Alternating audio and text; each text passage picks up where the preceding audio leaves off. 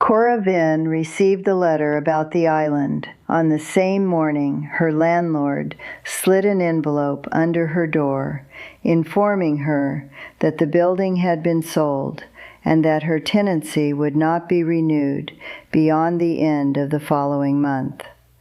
She read the landlord's letter first because it was on top, and because she had been half expecting it, since the estate agent's boards had gone up outside the building in February, and it was now late April, and the half expectation had been a low-level weight she had been carrying for 2 months, and she wanted to confirm it and set it down. She confirmed it and set it down in the specific way of someone who had been managing difficult things for long enough that confirming a feared thing and setting it down was a practice motion rather than a crisis. Then she picked up the second envelope. It was from a solicitor's office in a town called Stornwick, which was in the north, and which she had to look up because she did not recognize the name. The letter was addressed to her and to her son Eli, who was 14 years old and was at school, and who she would have to tell about both letters this evening, and who would respond to both of them with the specific quality of attention he brought to things that were serious, which was the quality of a boy who had learned early that the serious things required his full presence, and who gave it without being asked.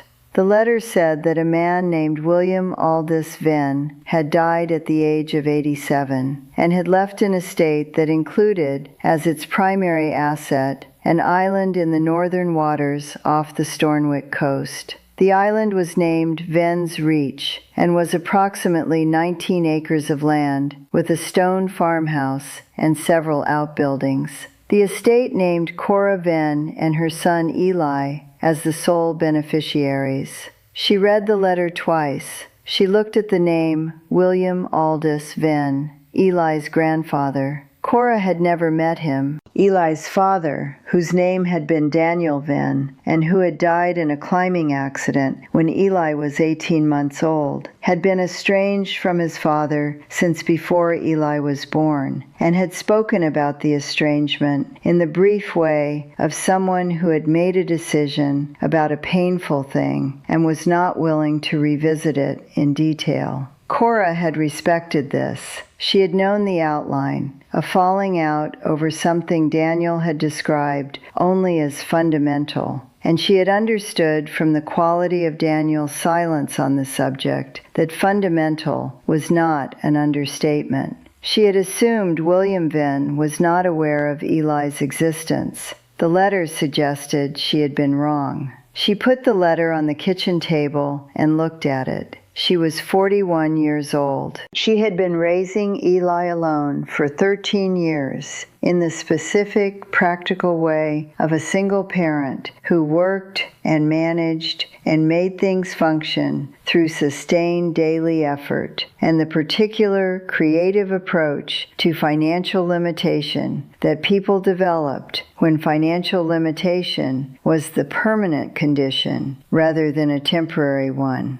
She worked as a medical transcriptionist from home on her own schedule, which was the job she had chosen precisely because its flexibility accommodated single parenthood, and because she was fast and accurate and could work in the hours that Eli's school day provided without requiring childcare she could not afford. The notice to vacate was real and required action on a timeline that did not allow for delay. She had a month and 30 days remaining on her tenancy, which in the rental market of the city meant a search that needed to start immediately and that would produce options that were more expensive than what she was currently paying, because everything was more expensive than what she was currently paying, and had been getting more expensive for 3 years. She looked at the letter from the solicitor's office in Stornwick. She picked up her phone and called the number at the bottom of the letter. The solicitor's name was Helen Pryor, and she had a direct and organized telephone manner that Cora found immediately reassuring, in the way that directness was reassuring when you were dealing with something you needed to understand accurately. Helen said she was glad Cora had called, and that there was a considerable amount to discuss, and that she would start with the most important things and work from there. She said William Venn had died 6 weeks earlier, peacefully and in his own house on Venn's Reach, which was where he had lived for the last 31 years. She said he had moved to the island in his late 50s, following the estrangement from his son, and had spent 3 decades living there alone in a self-sufficiency that had impressed the mainland community who had known him and who had described him to Helen as a man who had made a very deliberate decision about how he wanted to live and had lived it completely. She said William had known about Eli.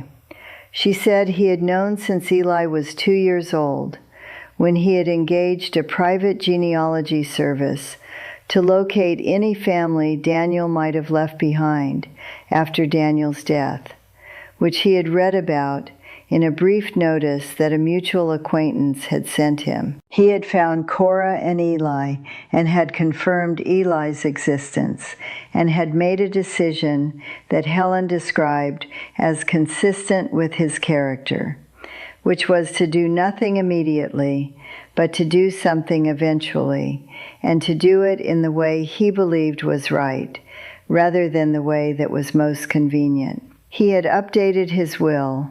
He had left Venn's Reach and everything on it to Cora and Eli jointly, with a letter of explanation that was with the estate documents and that he had asked Helen to give to Cora when she called. Cora asked about the island's condition. Helen said the farmhouse was sound and had been maintained throughout William's residence. She said the outbuildings were in varying states of repair.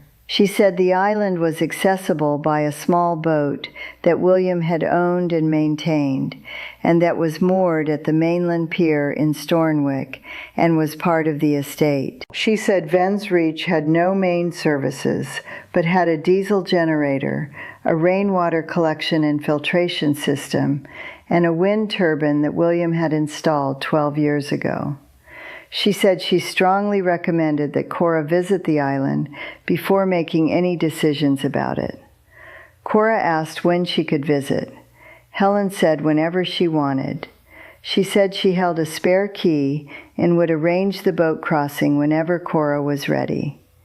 Cora said she would come at the weekend. She ended the call and sat at the kitchen table with both letters in front of her, the landlord's letter and Helen Pryor's letter, and looked at them for a moment. She thought about how to tell Eli. She told him that evening after dinner. She told him about both letters in the order she had read them, the landlord's first and then the solicitor's, because the order mattered, and she wanted him to understand both things in their correct relationship to each other. Eli listened with the quality of attention she had described. He was 14 and had his father's dark eyes and a quality of stillness when he was thinking that she had come to recognize as the most Eli expression he had, the expression that meant he was processing fully and would respond when the processing was complete. He said his grandfather had known he existed. She said yes. He said for 12 years. She said yes. He was quiet for a moment. He said he wanted to go and see the island. She said they would go on Saturday. He said okay. Then he said, was she all right about the tenancy? She said she was managing it. He looked at her. She said they were managing it together, which was more accurate, and which he accepted with the nod of someone for whom together was the most natural category. They drove north on Saturday morning, leaving at 6 because the drive was 4 hours, and the boat crossing from Stornik took 40 minutes, and Helen Pryor had arranged the crossing for 11. And Cora had the specific relationship with punctuality of someone who understood that lateness was a way of taking other people's time, and who therefore did not do it. Eli slept for the first hour and was awake and watching the landscape from the second hour onward, the landscape changing character as they moved north in the way it did, the flatter country giving way to something more dramatic and less managed, the hills coming up and the light changing quality with the latitude. Helen Pryor met them at the Stornik Pier. She was approximately 60, with the practical manner of a solicitor who had dealt with island estates before, and who had the weather-proofed quality of someone who spent time on the water and had made the appropriate preparations for that. She gave Cora the letter from William and a set of keys and a folder of estate documents, and showed them the boat, which was a solid fiberglass vessel of the type used for short coastal crossings, and which had been maintained with the specific care that William had apparently applied to everything he owned. Eli looked at the boat and then looked at the sea. He said he had never been on a boat. Helen said there was a first time for most things. She said it in a way that was not dismissive, but simply accurate, and that Eli appeared to receive as the intended thing rather than a deflection. The crossing took 38 minutes. The sea was calm in the specific way of northern coastal water on a clear morning, gray-green and deliberate, not the turquoise of warmer coasts, but the color of something serious and old. Ven's Reach was visible from approximately 20 minutes out, a low dark shape in the water that resolved as they approached into the specific geography of a small island, rocky on the northern and eastern faces, and lower and more sheltered on the south and west, where the farmhouse sat. Helen brought the boat in at a small stone pier on the southern face. They walked up the path to the farmhouse. The farmhouse was stone, 2 stories, built in the construction style of the island buildings of this region, in a period before the 20th century, and built therefore to last, regardless of what the weather did, which in this location was considerable. The windows were intact and were double glazed, which was a modern addition to the original frames, and the roof was metal sheet of the kind fitted for this climate. The front door was a substantial timber door that opened with a large iron key from Helen's set on a lock that was original to the building and that operated with the specific authority of old ironwork that had been maintained. They went inside. The farmhouse was William Ven's in the way that spaces were the people who had inhabited them for 30 years. The organization of the main room, the layout of the kitchen, the placement of the furniture, the specific things on the shelves and the walls. A man who had been alone here for 3 decades and who had arranged his space for himself without the compromises of shared habitation. It was spare and functional and had the cleanliness of someone who kept things in order, not for appearances, but because order was how he thought. On the table in the main room was a wooden box with a note on top in an old man's handwriting that said, "For Cora and Eli." Eli saw it at the same time as Cora.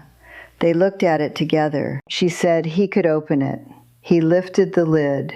Inside was William's letter, folded, with Cora's name on the front. And beneath the letter, filling the rest of the box, a series of smaller envelopes, each labeled in the same old man's handwriting. The labels read in order: for when you first arrive, for the first week, for the first month, for the first year, for decisions. Eli looked at the envelopes. He said it was like he planned for them to stay. Cora looked at the envelopes. She said it looked that way. She opened William's letter and read it at the kitchen table, while Eli walked through the farmhouse with the steady attention of a 14-year-old who was taking stock of something significant. The letter was 7 pages, written in the handwriting she had seen on the note, which was an old man's hand but a clear one, the kind produced by someone for whom writing had always been a deliberate act. William Venn had written about Daniel.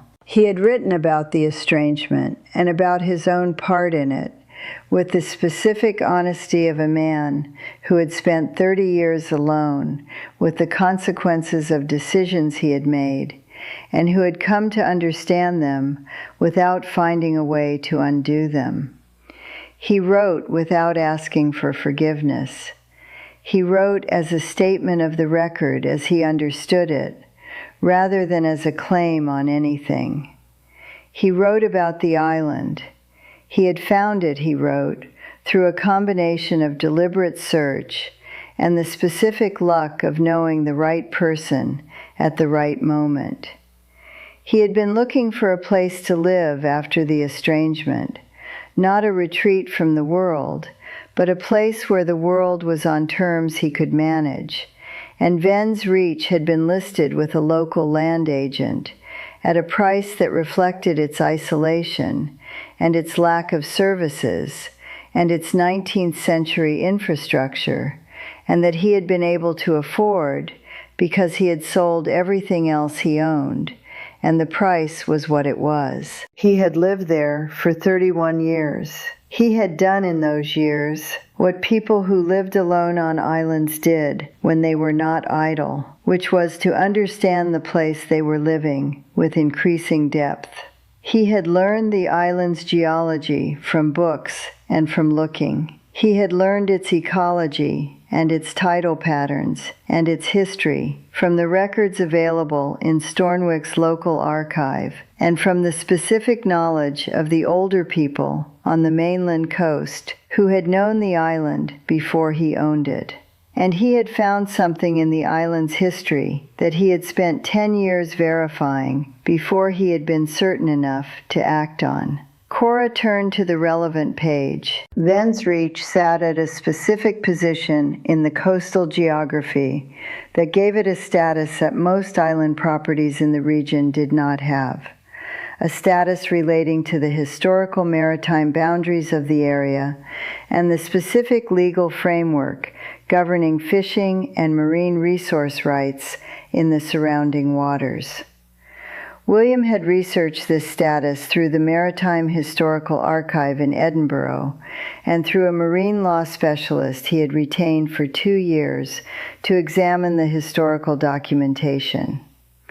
The island had been registered in a charter dating from 1687 as a designated anchorage and provisioning station for vessels operating in the northern waters.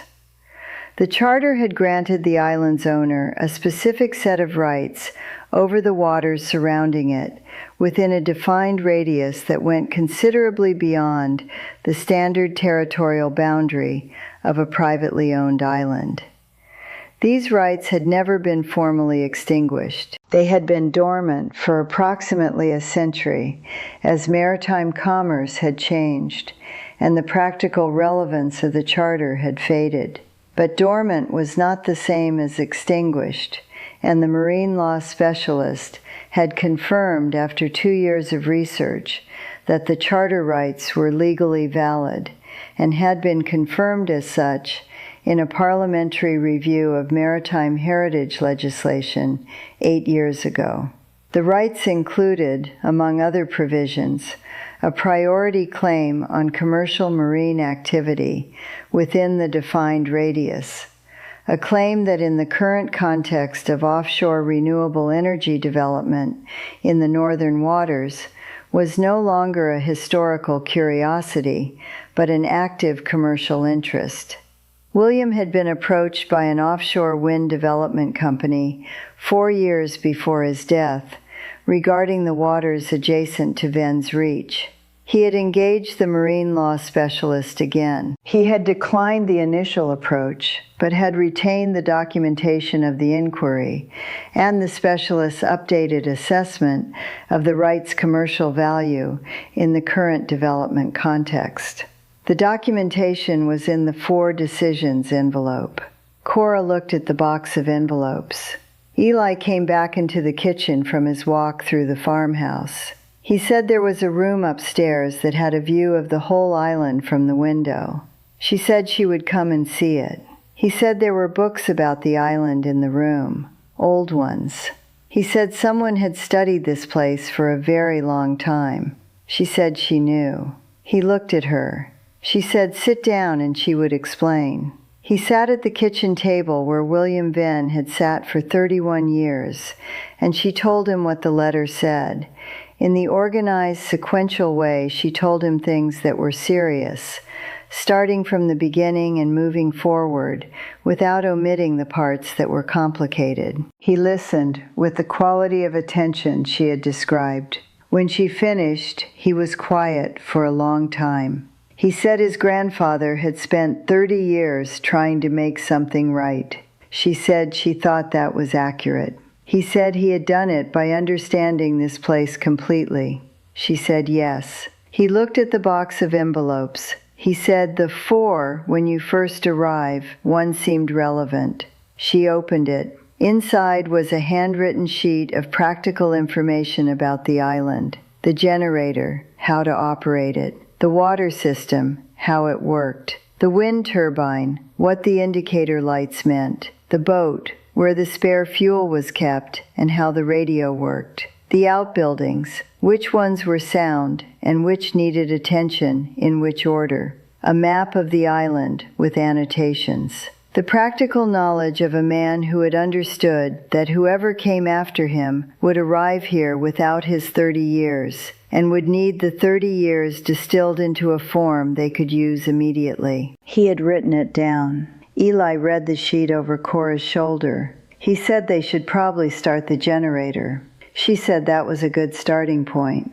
They went outside together, Eli with the annotated map and Cora with the practical sheet, and found the generator housing in the outbuilding William had indicated, and Eli read the instructions aloud while Cora followed them, and the generator started on the second attempt with the sound of something that had been maintained and knew what it was for. Eli said, "There we go." Cora said, "There we go." They stood in the outbuilding with the generator running and the afternoon light coming through the door. She was 41 years old and had a notice to vacate and a settlement that was what it was, and a box of envelopes from a man she had never met, who had spent 30 years alone on this island, building something for a grandson he had also never met, but had known about for 12 years and had prepared for in the only way available to him. The 4 decisions envelope was still in the box.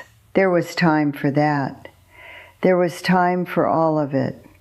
She had the letter and the keys and the boat moored at the stone pier, and 19 acres of island and 31 years of a man's careful preparation in a box on a kitchen table.